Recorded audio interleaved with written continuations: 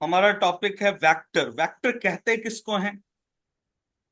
तो such a physical quantity hmm.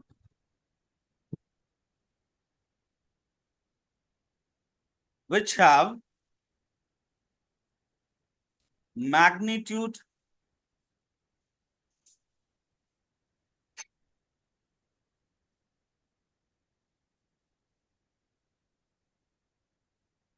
as well as direction। और scalar किसको कहते हैं? जिसमें सिर्फ मैग्नीट्यूड हो। जिसमें ओनली मैग्नीट्यूड हो। ऐसी फिजिकल क्वांटिटी जिसका सिर्फ मैग्नीट्यूड हो उसको हम क्या कहते हैं? स्केलर। स्केलर। जैसे मैंने बताया भी था आपको, अगर मैं कहता हूं a boy goes to market with 5 kilometre per hour, तो ये हम्म। सिर्फ और सिर्फ मैग्नीट्यूड बता रहा है, तो ये स्पीड है, हम्म। यानी कि ये स्केलर है। लेकिन अगर मैं कह रहा हूं कि a boy goes to market with 4 5 kilometre per hour due east, hmm. यानी ईस्ट की तरफ जा रहा है वो, तो वो क्या है? ये मतलब ये वेलोसिटी, ये वेक्टर, यहां मैग्नीट्यूड के साथ साथ डायरेक्शन भी है। तो पूरी यस बात सर। समझ में आ गई कि जब भी हम यस। किसी फिजिकल क्वांटिटी को सिर्फ मैग्नीट्यूड से बताएंगे तो वो एक स्केलर क्वांटिटी होगी, और जब मैग्नीट्यूड के साथ डायरेक्शन भी जुड़ा रहेगा तो वो एक vector quantity. Vector. Very good. आइए आगे बढ़ते हैं। अब हम बात करेंगे representation of a vector. Hmm.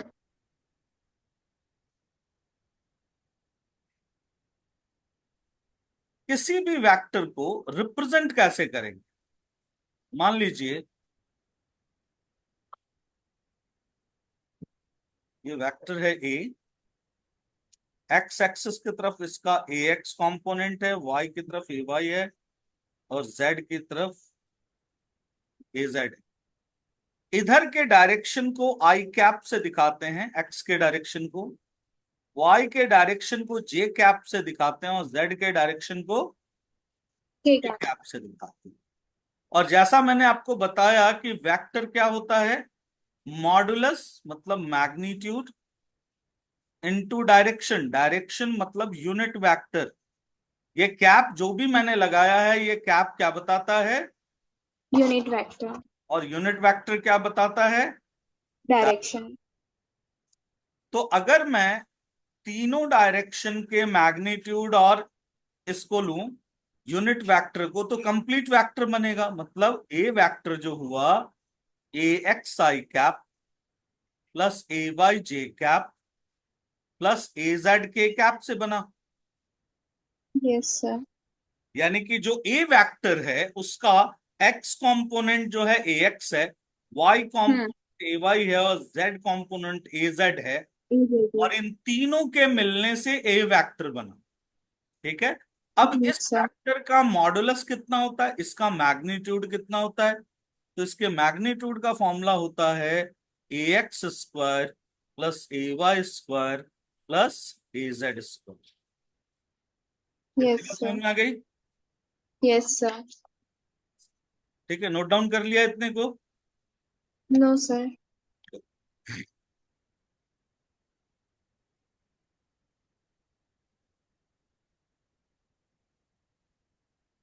Yes sir. ठीक है। हम्म। आई, अब हम देखते हैं कि आखिर हम यूनिट वेक्टर कैसे निकालते। तो जैसे आपने देखा कि वेक्टर ए का मॉडुलस आपने क्या फॉर्मूला निकाला, A X square plus A प्लस ए वाई वाई। Square plus A A Z Z. Square.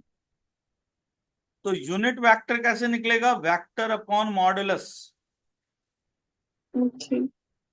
तो वेक्टर कितना हो गया, A X I cap plus A Y J cap upon modulus is A Z. Square plus A Y square plus A Z. ठीक hmm. है। तो आपको मैंने दो तीन चीजें सिखाई। सबसे पहले मैंने चीज सिखाया रिप्रेजेंटेशन ऑफ ए वेक्टर, कि किसी वेक्टर को रिप्रेजेंट करते हैं आई, जे और के फॉर्म में, फर्स्ट पॉइंट। दूसरा पॉइंट मैंने सिखाया उस वेक्टर का मॉडुलस कैसे निकालते हैं। और तीसरी चीज मैंने आपको सिखाई कि उस वेक्टर का यूनिट वेक्टर कैसे निकाल। Yes sir. तो ये तीन चीजें आपसे रेगुलरली पूछी जाएंगी हर चीज में, तो इसको बिल्कुल दिमाग में बिठा लीजिए। अब मैं आपको एक क्वेश्चन देता हूं कि फाइंड द यूनिट वेक्टर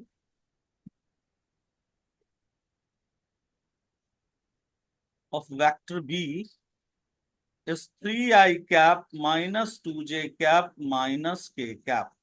जरा इसको करके दिखाइए। Yes sir. Find the unit vector of vector B 3i cap minus 2j cap minus K. अब देखिए ऐसे क्वेश्चन में आपको तुरंत समझना है, अगर ये वेक्टर बी है तो इसका किस कंपोनेंट, किस तरीके से लिखा गया होगा इसको, B x I cap plus हाँ Y J cap plus B Z के कैप। ठीक है। अब इससे इसका कंपैरिजन करिए जरा। तो बी एक्स कितना मिलेगा, 3। 3 बी वाई कितना मिलेगा, -2।2 और बी जेड कितना मिलेगा, -। -1। तो आपका मॉडुलस कितना हो गया बी का, फॉर्मूला क्या होता है, modulus A B X square plus B Y square plus B Z square. तो कितना हो गया, √14। 3 स्क्वायर प्लस -2 स्क्वायर प्लस 1 का स्क्वायर। बिल्कुल सही कहा आपने, √14। तो यूनिट वेक्टर कितना हो गया, B. 3i cap -2j cap minus K cap by √14। Yes, यानी बी वेक्टर अपॉन √14। ठीक है, यस। क्लियर है की बात। हम्म। आगे बढ़ते हैं। अब हम बात करेंगे जरा टाइप्स ऑफ वेक्टर के ऊपर। बहुत सारे वेक्टर्स होते हैं, आप बुक में जाकर के भी उसके डेफिनेशन पढ़ लेना। मेन मेन मैं यहां पे समझा देता हूं। जैसा आपने देखा यूनिट वेक्टर, यूनिट वेक्टर किसे कहते हैं, डायरेक्शन जो बताते हैं। whose magnitude is 1। डायरेक्शन तो बताती है, लेकिन जिसका हम्म। मैग्नीट्यूड यूनिटी हो। Yes sir. तो पहला कंडीशन यूनिट वेक्टर का क्या है, उसका मैग्नीट्यूड यूनिटी होना चाहिए and hmm. Gives us direction. और ये क्या बताता है, डायरेक्शन बता। And give. अब इसमें एक बड़ा इंपॉर्टेंट पॉइंट है कि अगर दो वेक्टर पैरेलल हो जाए, इस पॉइंट को लिख लेना, if hmm. Vectors are parallel,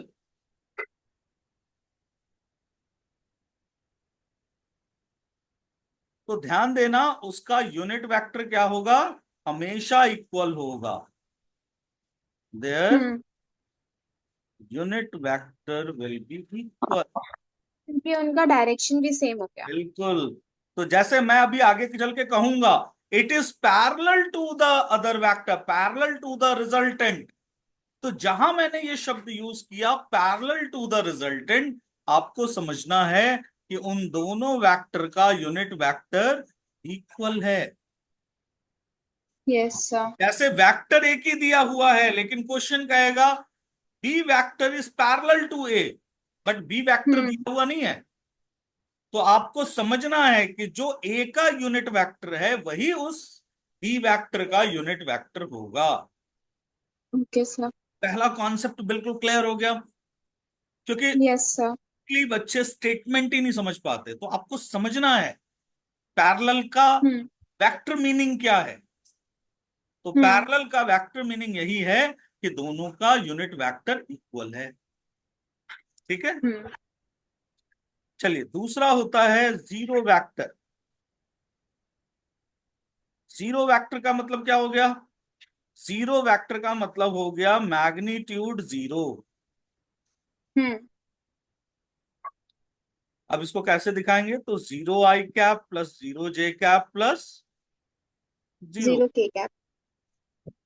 इसका उतना सिग्निफिकेंस नहीं है, लेकिन फिर भी जीरो वेक्टर को आप इस तरीके से बता सकते। उसके बाद हम आते हैं सबसे ज्यादा जो काम आता है, कोलिनियर वेक्टर। कोलिनियर वेक्टर मतलब जिसमें जो दो वेक्टर आपस में पैरेलल हों या एंटी पैरेलल हों, तो ऐसे हम्म। वेक्टर कोलिनियर वेक्टर कहलाते हैं। फिर यस सर। कोप्लानर वेक्टर, जो एक ही प्लेन में काम करते हो, जैसे एक्स वाई प्लेन में काम कर रहा है। हम्म। प्लेन ऑफ पेपर क्या है? एक्स वाई प्लेन है। नहीं। एक ही प्लेन में जो काम करता हो, एक ही प्लेन में जो वर्क करता हो, एग्जिस्ट करता हो, उसको कोप्लेनर वेक्टर। फिर ऐसे ही आता है को इनिशियल वेक्टर, जिनका ओरिजिन सेम।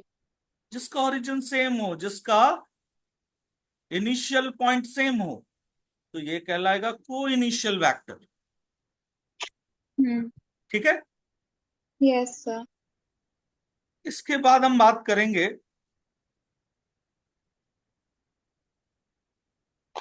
जो मोस्टली यूज होता है, पोजीशन वेक्टर। हम्म। ओरिजिन से जब आप किसी भी पॉइंट की पोजीशन बताते हो, तो ये क्या कहलाता है? मान लीजिए ये ए पॉइंट है, बी पॉइंट है, तो this is hmm. Called position vector. और यस सर। पोजीशन वेक्टर को मिलाने वाली जो लाइन है, this is called displacement vector. Okay. इसको क्या कहते हैं हम? Displacement vector.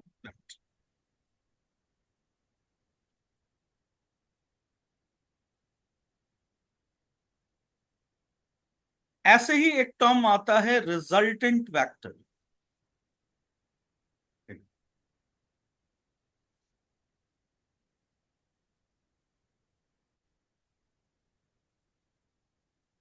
रिजल्टेंट वेक्टर में दो या दो से ज्यादा वेक्टर्स के मिलने से जो वेक्टर बनता है, उसी को हम्म। हम क्या कहते हैं? Resultant vector. या रिजल्टेंट वेक्टर के अंदर वो सारी क्वालिटीज होती हैं जिन वेक्टर से वो बना है। हम्म। तो आप कह सकते हो कि it is such a vector which is made up of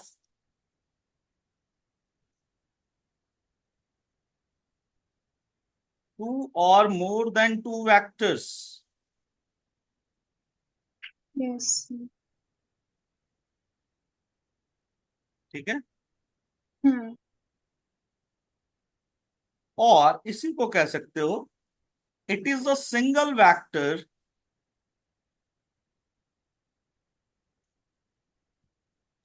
which have all the properties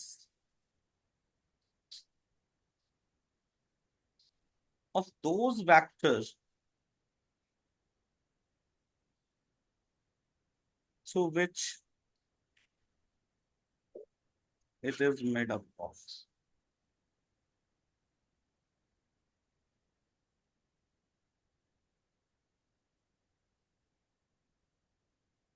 तो ये वो सिंगल वेक्टर है जो बहुत सारे वेक्टर की वजह से बना, और उसके अंदर वो सारी क्वालिटीज हैं जो उन वेक्टर्स के अंदर थी जिससे वो बना है। बना। हम्म। क्लियर हो गया बिल्कुल? Yes sir. क्योंकि आपने डेफिनेशन को ना अच्छे से समझना है, याद नहीं करना। हम्म। ठीक है। बाकी बार बार जब वीडियोस को देखोगी ना, तो ऑटोमेटिकली तुमको वो लाइन ही याद हो जाएगी बिल्कुल। एक दो बार यस सर। देखती हो, नहीं देखती हो फिर दोबारा से? नो सर, अभी तक नहीं देखी। नहीं, लेकिन उसको बेटा रिपीट कर लिया करो। ये तुम्हारे पास एक एडवांटेज है कि जो कुछ भी आप पढ़ रहे हो उसको आप दोबारा एक क्विक रिवीजन कर सकते हो। तो उससे यस क्या सर। होगा ना, वो चीजें आपको रिकॉल हो जाएंगी। हम्म। क्योंकि ठीक है, एक बार आपने मेरे साथ बना लिया, अच्छी बात है, बट एक बार कॉन्सेप्ट रिकॉल होना चाहिए। Okay sir. ठीक है ना? तो कहने का मतलब है यहां पर कि जिस चीज से आप बना है वो चीज, उसको रिजल्टेंट वेक्टर बोलते हैं। अब जैसे देखिए, मान लीजिए ये ए वेक्टर है और ये हम्म। बी वेक्टर है। ठीक है। तो इन दोनों को मिलाने वाली ये लाइन जो है, बेसिकली हमेशा जो रिजल्टेंट वेक्टर बनता है अभी आप पढ़ोगे आगे ज्योमेट्रिकल एडिशन में, तो यस सर। एक वेक्टर के टेल पर जब हम दूसरे का हेड रखते हैं या दूसरे के टेल पे जब पहले का हेड रखते हैं, तो हेड और टेल को मिला दिया तो क्या बना? Resultant resultant. वेक्टर। ठीक है, इसको हम आगे अभी समझेंगे, जिसमें हम बात करेंगे ज्योमेट्रिकल एडिशन ऑफ वेक्टर्स। लेकिन इससे पहले एक चीज और समझ लीजिए, कंपोनेंट ऑफ वेक्टर, इसकी भी जरूरत पड़ने वाली है हमें भी। Component of vector. वेक्टर। तो जैसा आप मान लीजिए ये ए वेक्टर है, और इस ए वेक्टर का इधर ये थीटा एंगल बना रहा है हॉरिजॉन्टल के साथ, और ये वर्टिकल लाइन। तो ये जो हॉरिजॉन्टल कंपोनेंट हुआ ए एच का, ये हमेशा होगा ए कॉस थीटा। हम्म। जो वर्टिकल होगा ये होगा ए साइन थीटा। ठीक है, तो A cos theta and A, sine theta. ठीक है, तो A cos yes theta sir. A sine theta, ये याद रखना है, क्योंकि इसको हम अब बार बार यूज करेंगे अभी क्वेश्चंस में भी और डेरिवेशंस में। तो जैसा मैं बता रहा था आपको, geometrical addition of hmm. Vector. तो कैसे हम वेक्टर को ज्योमेट्रिकली ऐड करते हैं? तो जैसे मान लीजिए मुझे वेक्टर ए और वेक्टर बी को ऐड करना है, तो मैं क्या करूंगा, ए के टेल पे बी का हेड रख दूंगा। हम्म। ए के टेल पे क्या करूंगा, बी का। हेड। तो अब जो मुझे ये वेक्टर मिला, ये पूरा का पूरा क्या मिल गया मुझे? Resultant vector. ये ए प्लस बी वेक्टर में जो मिल गया, क्या मिल गया ये? ए प्लस बी वेक्टर। ए प्लस बी वेक्टर।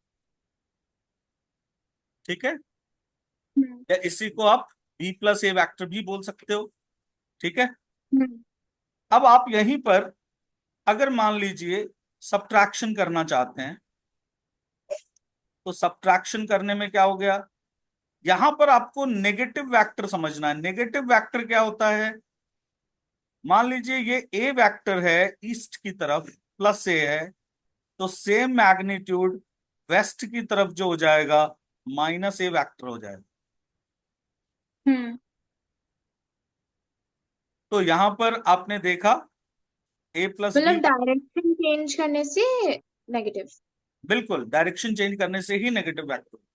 मैग्नीट्यूड पे अब सब्ट्रैक्शन में क्या होगा, जैसे मान लो देखो, ये ए वेक्टर है और यहां पर बी वेक्टर, ये बेसिकली यहां पे अगर कायदे से देखो तो बी प्लस ए वेक्टर हुआ। यहां पर मैंने अगर बी के डायरेक्शन को चेंज कर दिया, तो अभी क्या हो गया, this is minus B. Hmm. A vector plus minus B vector, ये जो रिजल्टेंट बनेगा इसका, वो बनेगा क्या, ए माइनस बी वेक्टर।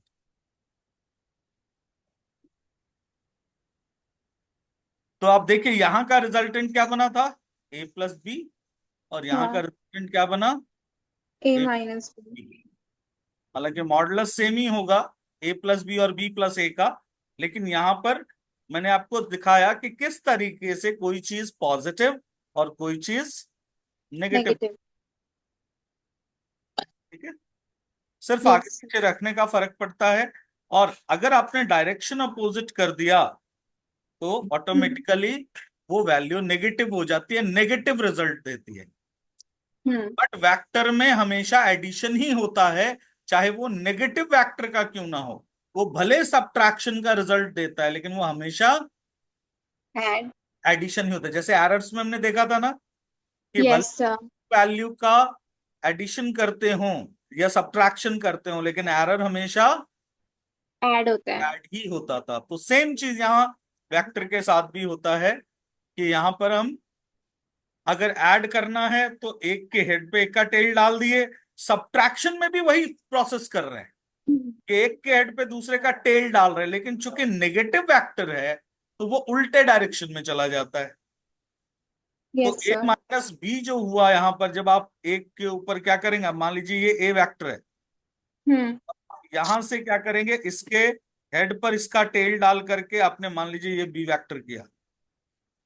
तो अब जो ये पोर्शन बना आपका इतना, this is your what, A minus V। B vector. इतना पोर्शन जो बचा आपका, यही आपका ए माइनस बी वेक्टर है, जिसका डायरेक्शन हमेशा एक की तरफ होगा। हम्म। जिसका direction हमेशा, अगर ए माइनस बी है तो एक की तरफ होगा, बी माइनस ए होगा तो बी की B तरफ। की तरफ। लेकिन बी माइनस ए करोगे तो नेगेटिव की तरफ मिलेगा तुमको, ठीक है ना। Yes sir. अब देखते हैं हम मल्टीप्लीकेशन ऑफ वेक्टर।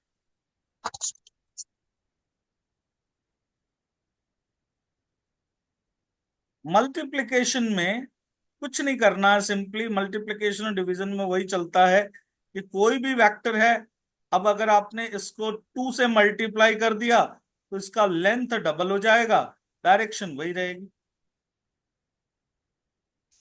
ठीक है।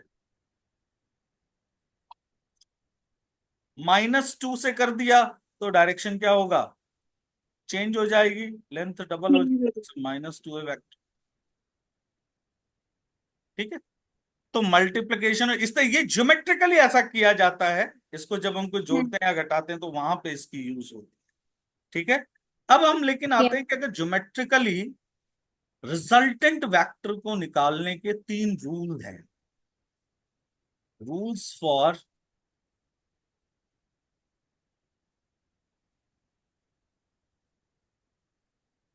रिजल्टेंट वेक्टर,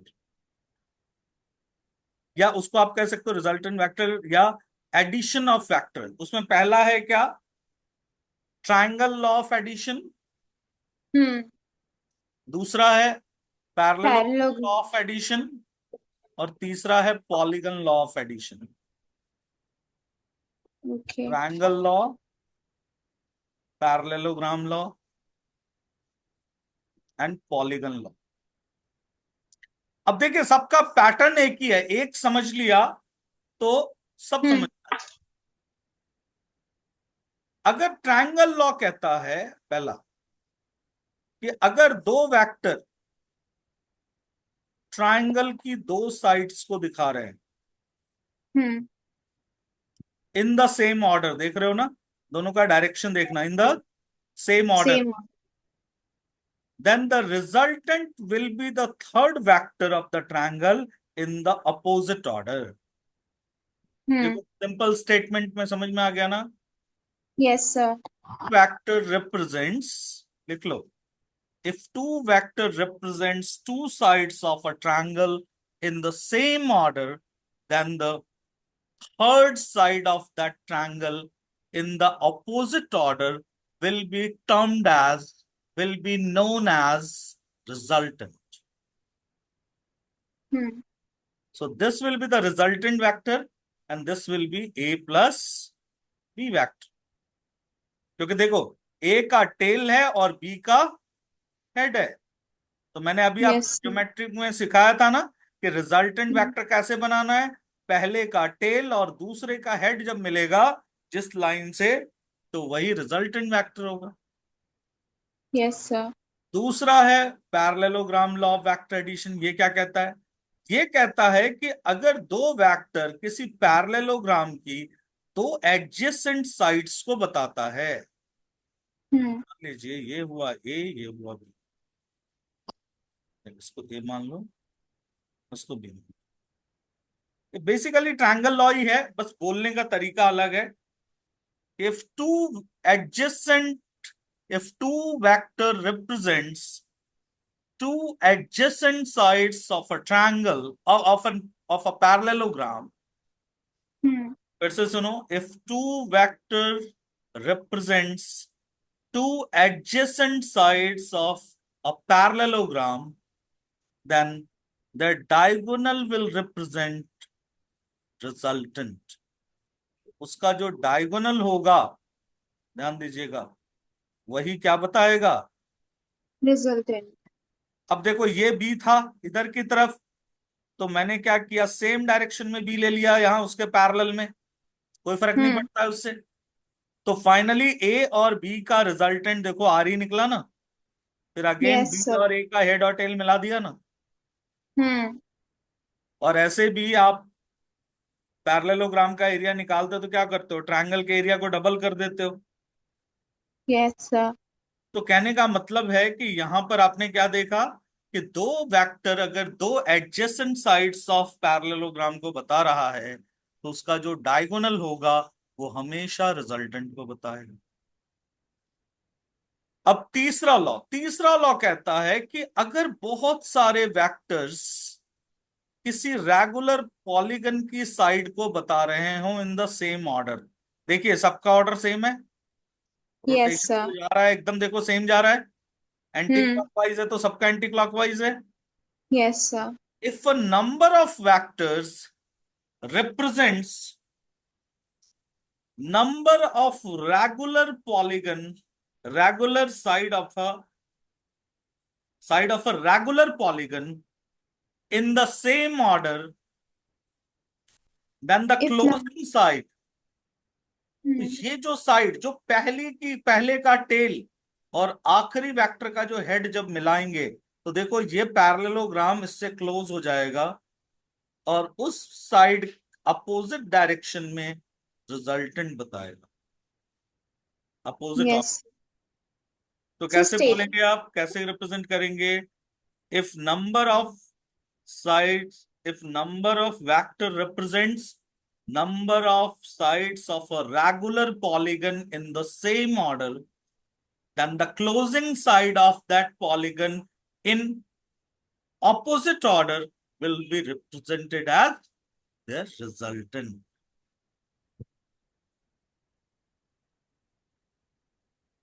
क्लियर है? Yes, sir. क्या लिखा है एक बार फिर से बोलो। If number of vector represents the number of sides of a regular polygon in the same order, then the closing side of the polygon in the opposite side is called the polygon law. In the opposite order, then the closing side of that polygon in the opposite order will be termed as its resultant। Will be result. अब देखिए समझिए, अब मान लीजिए ये vector A है ये vector B है, तो Hmm. ये इन दोनों का रिजल्टेंट हुआ, तो ये क्या हो गया Yes. ए प्लस बी। अब ये सी है तो ये रिजल्टेंट हो गया, कितना A. हो गया Yes. ए प्लस बी प्लस सी, ये C. डी हो गया, तो ये हो गया ए प्लस सी प्लस डी और ये हो गया ई। तो फाइनली रिजल्टेंट क्या मिलेगा इसमें आपको, A plus A B plus plus B plus C plus D plus E. E. तो मैंने यही बात आपको कहा था कि रिजल्टेंट वेक्टर कौन होता है, जिस वेक्टर में वो सारे वेक्टर्स इन्वॉल्व हो जाते हैं Hmm. जिनसे वो बना है। बनता है। तो देखिए यहां रिजल्टेंट वेक्टर जो बना उन सारे वेक्टर्स से बना जिनकी वजह से उस रिजल्टेंट को हमने फॉर्म किया। तो वो Yes, सारे sir. वेक्टर इन्वॉल्व हो गए नहीं हो गए? Yes, sir. तो इस तरीके से हमने रिजल्टेंट के वेक्टर को ट्रायंगल लॉ से, पैरेललोग्राम लॉ से और पॉलीगन लॉ से समझा। मेरे ख्याल से बिल्कुल क्लियर हो गई होगी चीजें आप। Yes, sir. बाकी बुक से भी आप डेफिनेशन देख सकते हो, हर जगह डेफिनेशन दिया हुआ है, अपने तरीके से इसको याद कर लीजिएगा, ठीक है। Yes, sir. अब हम आते हैं अपने मेन टॉपिक, एनालिटिकल मेथड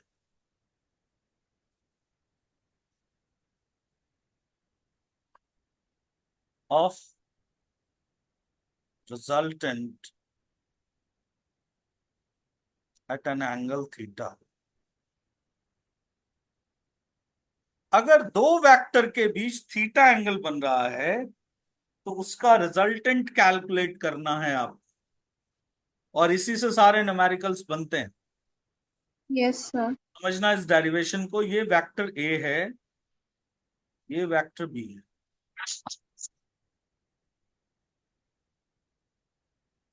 ठीक है। और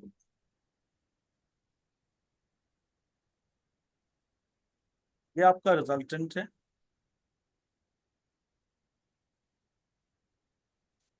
यहां से हमने क्या किया, एक परपेंडिकुलर ड्रॉ किया,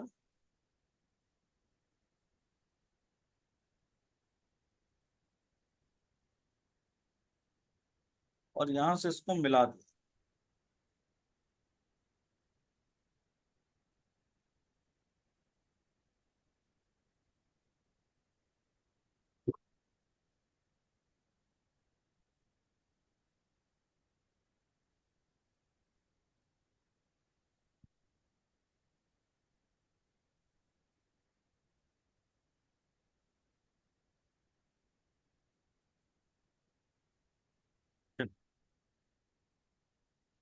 अब देखिए क्या किया यहाँ पे, इतनी दूर हमने कंस्ट्रक्शन किया बेसिकली।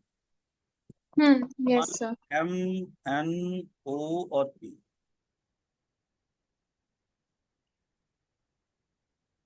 ठीक है। पहले हमारे पास ये वेक्टर था ए और ये वेक्टर था बी, ये रिजल्टेंट हुआ हमारा। हमने इसको एक्सटेंड करके ये एंगल बना लिया थीटा। अब ए का ये एक्सटेंशन है तो ये यही माना हम्म। जाएगा। तो ए और बी यस। के बीच एक्यूट एंगल बन रहा है थीटा, यस सर। ठीक है। तो सर मैं साइन करके आऊँ क्या बस? क्या, सर वो साइन लेना है, साइन करके आऊँ बस, अटेंडेंस का। हाँ हाँ, आ जाओ आ जाओ आ जाओ आ जाओ। यस।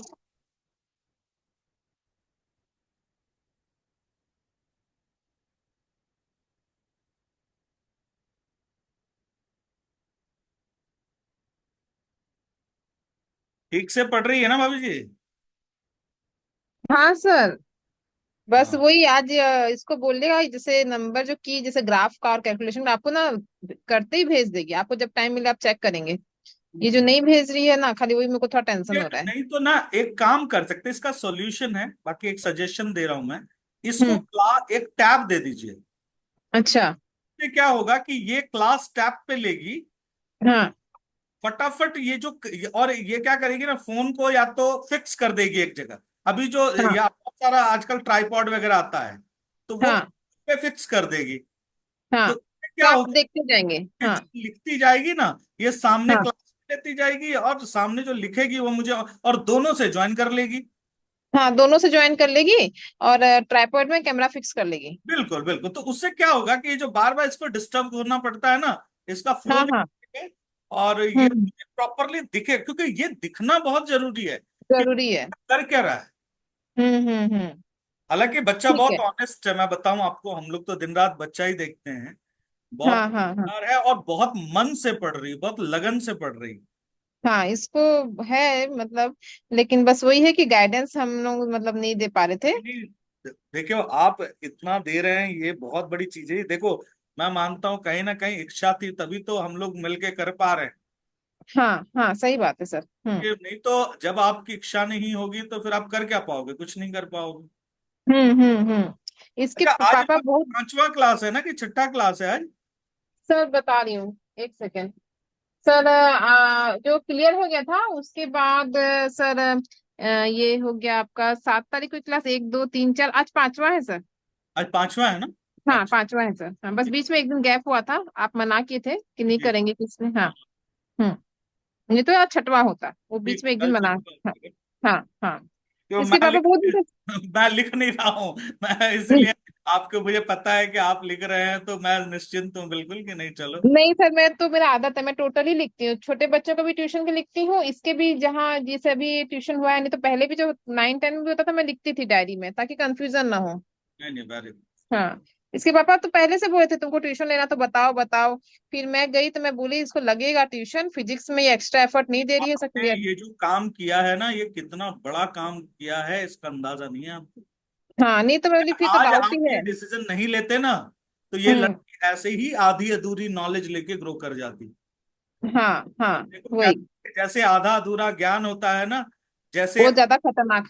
बच्चे को पोषक भोजन ना मिले तो वो बच्चे हाँ से कमजोर होता है शारीरिक रूप से, वैसे ही हाँ हाँ। अगर समय पर बच्चे को नॉलेज ना मिले तो वो बच्चा हम्म। मेंटली कमजोर होता है, उसको कभी कॉन्फिडेंस ही नहीं आता है फिजिक्स। नहीं तो सर मार्क्स डाउन हो रहे थे ना, और मैं देखी रही जब वहां पर, मेरी ये तो एक्स्ट्रा कुछ एफर्ट हो नहीं रहा है, इसको समझ में नहीं आ रहा है, तो फिर मेरे अब इसको गाइडेंस चाहिए ही चाहिए। अभी वाले टेस्ट का नंबर मिला? हाँ सर, बहुत मतलब पहले से भी डाउन हो गया। अच्छा, कितना लाई मतलब है? पहले तो 6, पहले सर एकदम स्टार्टिंग में 630 640 लाती थी। हम्म, तो अभी धीरे धीरे डाउन होके वो 530 आ गया। कोई बात नहीं, अभी तो खैर। अब फिजिक्स में कितना है? एक सेकेंड सर, मैं ऐप खोल रही हूँ। फिजिक्स में भी 9 मिस्टेक की है और कुछ छोड़ी है। अ, और अभी फिर नेक्स्ट एग्जाम में यूनिट डायमेंशन आ रहा है इसका। अच्छा, यूनिट डायमेंशन आ रहा है ना। अब देखिए ना, हाँ धीरे धीरे जैसे जैसे चैप्टर्स मेरे होते जाएंगे ना, इसका हम्म। कॉन्फिडेंस बढ़ता जाएगा। अब हाँ देखिए होगा क्या कि अब जैसे यूनिट्स एंड डायमेंशन ही पढ़ाया था उस समय, तो उसमें हम्म। 8-9 क्वेश्चन आए थे, तो वो तो उड़ा करके आ गई थी, वो तो कई हाँ वो पेपर हाँ। देखने में कुछ पूछा ही नहीं उसमें, तो खैर।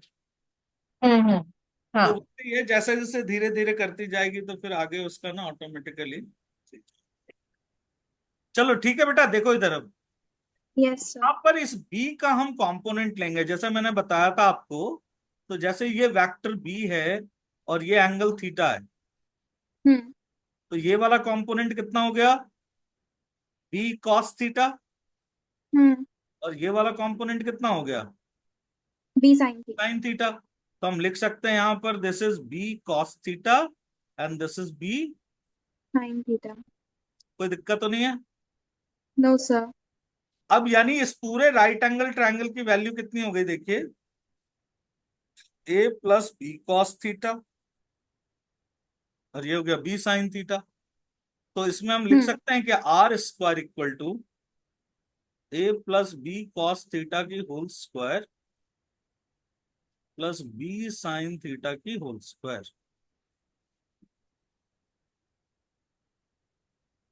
तो कितना हो गया?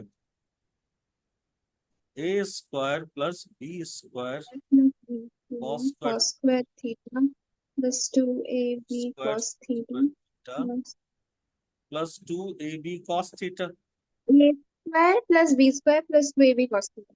हाँ, इसका यहाँ से ये वाला पार्ट मैंने बाहर लिख दिया ताकि इसमें से 20 पर कॉमन ले लें। तो हाँ तो A sin square square plus theta B plus cos square square theta sine minus. Square theta plus cos square theta 1 हो गया Yes, sir. Cos theta. तो फाइनली रिजल्टेंट का फॉर्मूला क्या मिला हमें?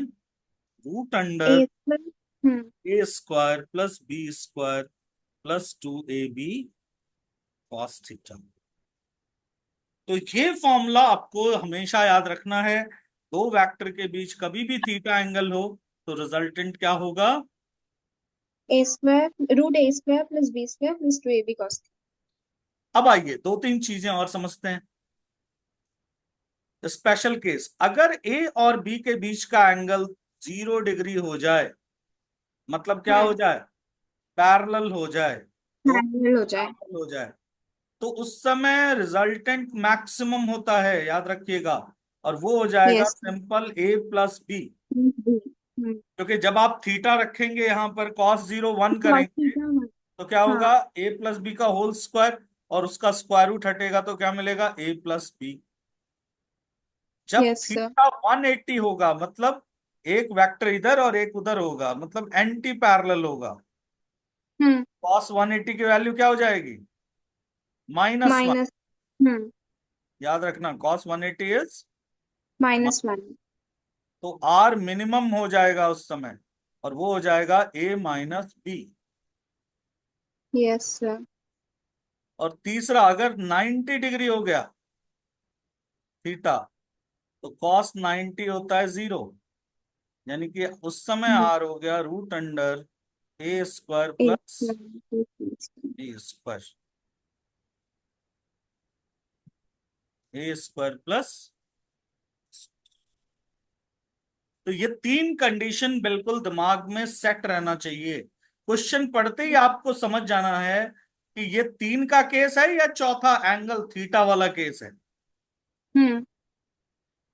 या तो थीटा 0 होगा, या तो थीटा 180 होगा, 180. या तो थीटा 90 होगा, या कोई भी थीटा होगा 30 डिग्री Hmm. 40 डिग्री, तो फिर वो वहां लगेगा। अब एक जो सबसे जबरदस्त चीज यहां पर बच्चे नहीं समझ पाते वो होता है ये एंगल। इसको ध्यान से समझना। This angle is beta. इसको क्या कहते हैं हम? Beta. अब ये बीटा कहां बनता है? तो ये पहले वेक्टर और रिजल्टेंट के साथ बनता है। ध्यान Hmm. रखना, बीटा कहां बनता है? फर्स्ट पहले वेक्टर वेक्टर.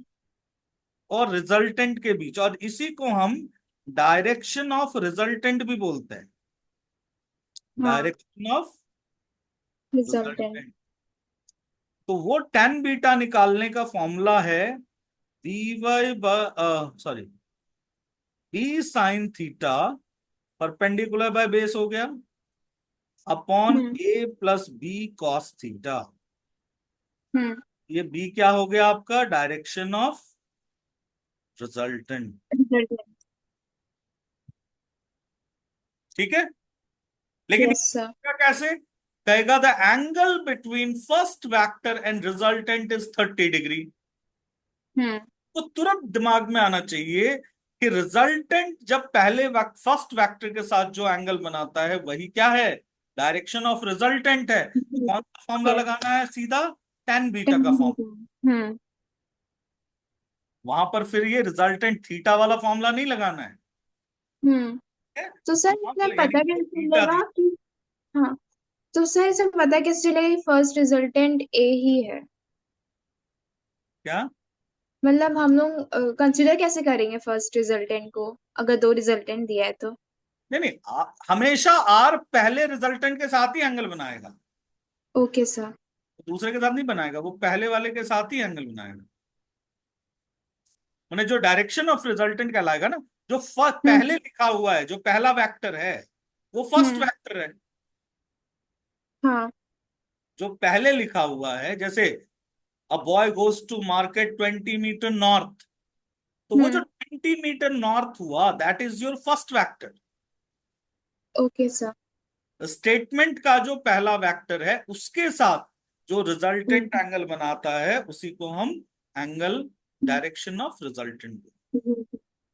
ठीक है, यस सर। चलिए। तो इतनी बातों को एक बार ना प्रॉपरली 5 मिनट्स एक बार दे रहा हूं, रिवाइज करके एक बार लिख लीजिए पहले। ओके दिमाग में सर। सेट कर लीजिए क्या क्या चीजें आपको यूज करनी है, कहां से क्या आया, और फिर अभी मैं क्वेश्चन भेज रहा हूं। हम्म।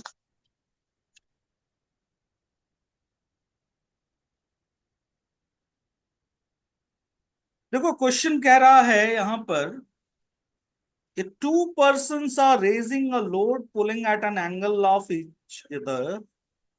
If they exert force of 30 Newton and 60 Newton respectively, the hmm. effective pull is at right angle to the direction of the pull of first person. वही वाली बात आ गई। हम्म। जो डायरेक्शन ऑफ रिजल्टेंट है, देखो कहता है दो फोर्सेस लग रहा है। एक फोर्स है कितना? 30 न्यूटन 30 न्यूटन। का। दूसरा फोर्स है 60। 60 न्यूटन का। और जो इसका रिजल्टेंट है हम्म। वो 90 डिग्री का एंगल बना रहा है फर्स्ट पर्सन के साथ। आई बात समझ में? हम्म। Yes sir. मतलब कहने का है कैसा कैसा केस हो सकता है ये? मान लो ये इस तरीके का केस हो सकता है। हम्म। ये है फर्स्ट वेक्टर हम्म। F, ये है F2 मान लो। ठीक है, हम्म। और जो रिजल्टेंट है वो 90 डिग्री में है। हाँ वो पहले वाले के साथ मान लो 90 डिग्री पर है। ये एंगल जो है मान लो ये 90 डिग्री है। हम्म। ठीक है, तो हम्म। फाइनली आपको यानी कौन सा एंगल दिया हुआ है? ये रिजल्टेंट जब क्या बताया था मैंने, फर्स्ट वेक्टर के साथ दिया है। यानी ये कौन सा एंगल है? This is your beta. यानी यस सर। बीटा आपको 90 डिग्री दिया हुआ है। हम्म। तो आप यहां पर क्या करो, टेन बीटा से पहले थीटा निकाल लो। हम्म। थीटा निकाल करके और फिर आप दोनों के बीच का इफेक्टिव रिजल्टेंट निकाल लो। यही चीज, यही क्वेश्चन बोल रहा है आपसे। What is the yes. Effective pull, मतलब आपसे ये रिजल्टेंट पूछ रहा है। हाँ, ओके सर। लेकिन रिजल्टेंट निकालने के लिए क्या जरूरत है? Theta theta. जरूरत होगी, और वो थीटा कहां से मिलेगा आपको? बीटा से मिलेगा। थीटा से। ठीक है, तो यस tan सर। बीटा का फॉर्मूला क्या होता था? B sine theta A plus upon A B plus B cos cos. Theta. तो tan 90 हो गया B sine theta upon A plus B cos theta. Hmm. tan beta कितना होता है? इन्फिनिटी। 1/0। तो B sine theta upon A plus B cos theta. So A plus B cos theta is zero. Anything yes. Divided bye infinity is zero. Yes sir. Cos theta की value कितनी मिली? Minus A by B. तो -30/60, यानी -1/2 कब होता है theta? जब 120 degree हो। हम्म। ठीक है, यस और सर। थीटा सेकंड क्वाड्रेंट में नेगेटिव होता है। ठीक है, हम्म। कॉस 120 डिग्री पर थीटा हो गया। Yeah. अब क्या करिए, इस वैल्यू को डाल दीजिए रिजल्टेंट के फॉर्मूले में। हम्म। बताइए कितना आ रहा है रिजल्टेंट।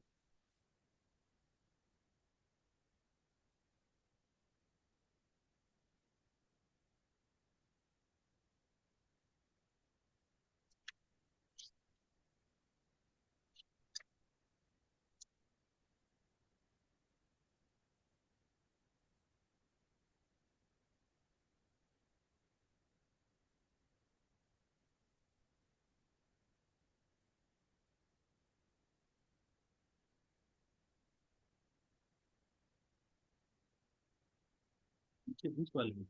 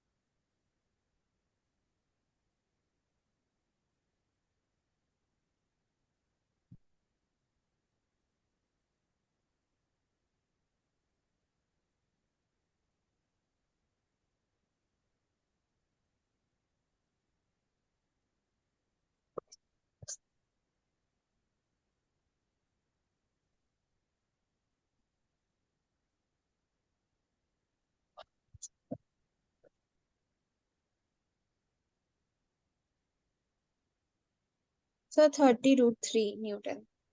आ गया। Yes, sir. तो देखा आपने क्वेश्चन का स्टेटमेंट कैसे समझना है। Yes, sir. Very good. अगले क्वेश्चन पे आइए, ये भी बहुत अच्छा क्वेश्चन है और बहुत कॉन्सेप्ट बेस्ड क्वेश्चन है। अब देखो, मैं आपको सिर्फ कॉन्सेप्ट देता हूं, मैं एक भी क्वेश्चन खुद नहीं बनाता हूं। Yes, sir. क्वेश्चन आप बना रहे हो, तो मेरी सबसे बड़ी जो अचीवमेंट है वो ये है कि आप इस कॉन्सेप्ट को सीख रहे हो और खुद यूज कर रहे हो। Hmm. नहीं तो क्या होता है, ज्यादातर जगह पर टीचर ही क्वेश्चन बनाता जाता है। Yes, sir. मैं बिलीव करता हूं नहीं, मैंने कॉन्सेप्ट दे दिया, अब आप उस कॉन्सेप्ट पे क्वेश्चन बनाओ। Yes, sir. देखिए ये फोर्थ क्वेश्चन क्या कह रहा है, पढ़िए एक बार। Hmm.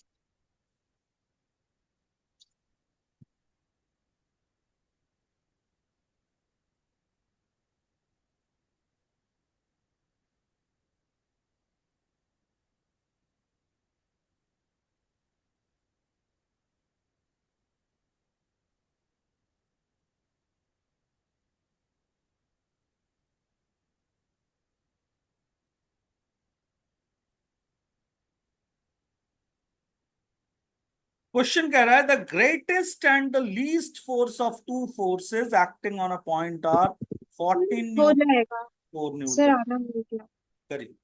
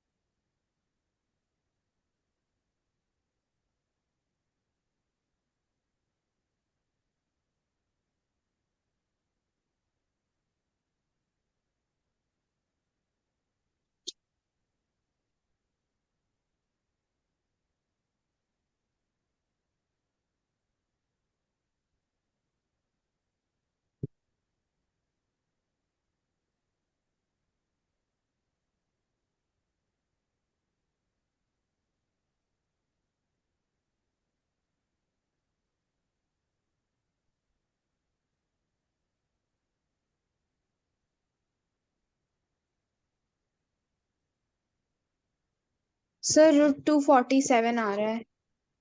Root √247 newton. हाँ ठीक है, उतनी वैल्यू आएगी, ठीक है। Yes sir. और एंगल, क्या एंगल भी निकालना था? फाइंड द रिजल्टेंट, नहीं, डायरेक्शन ऑफ रिजल्टेंट, कोई बात, चलिए फिफ्थ पे आइए। हम्म। एक बार क्वेश्चन डिस्कस कर देता हूं बस। आपको यस। ग्रेटेस्ट फोर्स दिया हुआ है, एक बार क्रॉस चेक कर लो तुमने ये किया है कि नहीं। A+B, this is given 14। Lead hmm. Force दिया हुआ है A-B, दैट इज 2, नहीं सॉरी 4। 4। अब कह रहा है अगर ईच फोर्स को 2 न्यूटन इंक्रीज कर दिया जाए, यहां से आप ए और बी फाइंड आउट कर लीजिए। हम्म। उसके बाद कह रहा है कि अगर ए में 2 न्यूटन जोड़ दिया जाए और बी में भी 2 न्यूटन ऐड कर दिया जाए, ठीक है, 60 हम्म। डिग्री पर, तो आप रिजल्टेंट बताइए। इन दोनों यस। के बाद मान लीजिए ये x1 हो गया, ये x2 हो गया, एट थीटा इक्वल टू 60 पर आपको रिजल्टेंट बताओ। सिंपल क्वेश्चन है, कुछ नहीं है ऐसा। हम्म। यही काम किया था ना? Yes sir. ठीक है, आगे बढ़िए।